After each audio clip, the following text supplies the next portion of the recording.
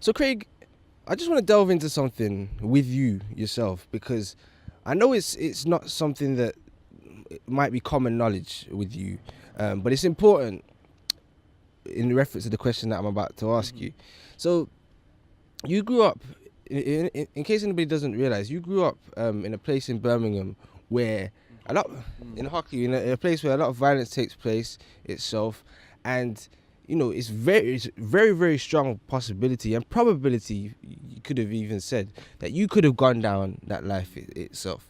You are around. You would have grown up around people who have done. Um, but you, of course, are now as a professional doing a PhD. It's a very different situation for you.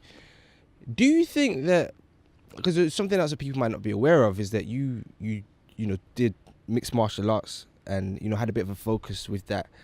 Do you think that had a considerable impact on the journey that you went into? And if so, do you think that there should be more of a focus on maybe with young people growing up in communities, getting them doing some sort of martial arts or physical activity, fight style activity to release frustration? How beneficial do you think that is? And it's a loaded question, and sorry that I always, when you ask me questions like this, I always kind of like, I can't just give it to you one particular way. It's multiple reasons. To the first point that you asked me, and the reason why is that I had strong males around me. I had a dad that was on my case, in my face, 24/7. I had uncles that was in my face, on my case, 24/7. I had family friends that was in my face, on my case, 24/7. So despite me living in a little cul-de-sac that might have had individuals that didn't have the same things that I had, and they might have had different experiences and different relationships to their parents, I always had that. So yeah, there was times when, like most teenagers, you make silly decisions, you do very stupid things that you're probably not proud of, but I always had something to fall back on. So one of the things that my dad made sure that I was doing is he used to have distractions for me. That's what I would call it, distractions. So one of those distractions, I always used to have to go to swimming every Saturday. I would always have to go martial arts 2-3 days a week. Started off doing karate. Think because my uncle was the individual that was instructing us, I weren't really feeling it. So therefore I like kickboxing, which was a student of my uncle's. He made sure that I was engaged in Saturday school. He made sure I was engaged in history sessions. He made sure that I was always engaged in something. Stuff that when I think about it, at the time I used to absolutely hate it. But now that I'm older, I reflect on why he did those things, because he realized that even though him as a man, as probably one of the only fathers that was around inside of a household, which was mine, not many other children have that. So I need to make sure that I have consistent distractions that's going to vent some of the things that might make me want to sway to certain types of ideals. So martial arts was good for me. Why? Because I've always been someone that likes fighting anyway. In a very weird way, kind of I like fighting. I like seeing people have a good punch up.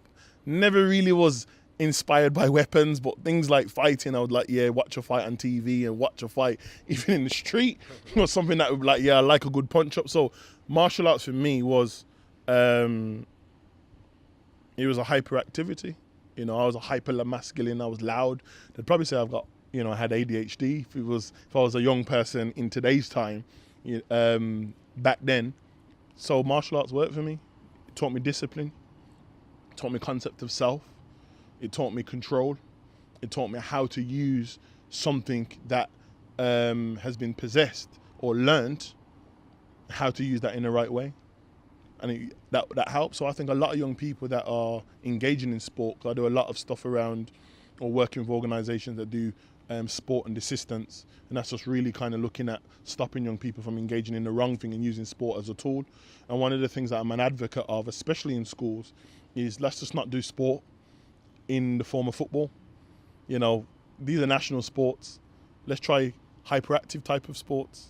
So let's bring American football in, let's bring rugby in, let's bring martial arts in, let's bring boxing in. But the fear is oftentimes that If we bring in boxing in, or we bring in mixed martial arts or UFC type of activities into school, the kids are going to start going crazy and are going to start becoming violent. But well, on that point that you just made about all of the things that taught you discipline and control being the two that stood out to me, surely those things are only going to be beneficial for kids, growing up today. Most definitely, but the fear is, because it looks violent, that some way it's going to cause young people to be violent. There's not much literature that actually even says that that's going to be the case. And you look at most of the individuals that we look at, the best boxer, in my opinion, Mike Tyson, in my opinion, people classify used to be a very violent individual. You just look at any of our sports stars that do extreme types of sport and ask them about their life story, and they talk about sport saved them. Those hyperactive sports saved them because there was a certain way inclined due to the backgrounds or the upbringing that they had, and sport is what saved them. So I'm saying young people, or young boys particularly, that want to kind of get out of that the hyper masculine and the angry, just bring a punching bag into the school and say, yo, give me 50, because you're going to be tired after that 50 that you give to me. So do you think that, sorry to cut you, but do you think that schools in some ways are kind of the detriment of their own downfall then, kind of wanting to block these kinds of hyperactive schools? I think some schools, most definitely. But I know a lot of schools that take a lot of risks too. So I will say that there are schools around the country, and working with the pastoral teams and the mentors in the schools, that they take real good risks. And those risks are one that, enable young people to vent.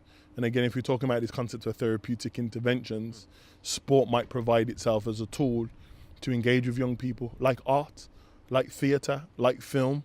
Doesn't always have to necessarily be a mentor that comes in to talk about your problems. Yeah, that's one way. But there's so many other ways that we can engage with young people, and not just sport, not just art, not through film, not through music. There's so many different ways that we can engage with young people. And what I'm saying is, as youth work professionals, or anybody that's invested in desisting young people away from criminality, we just need to think of more effective ways. And sometimes the answers are right in front of us, but just not in the ways in which we think. So that's something that I kind of advocate, that sports organisation, let's do more than just teaching them football. Let's more than just do cricket. Let's do rugby. Let's do American football. Let's get the kids out doing things that they wouldn't do before. And I think it's definitely a tool, not the only tool. As you know, the issues are complex within our communities, but it's definitely a tool. And I think more importantly as well is the access for those young people to do those activities.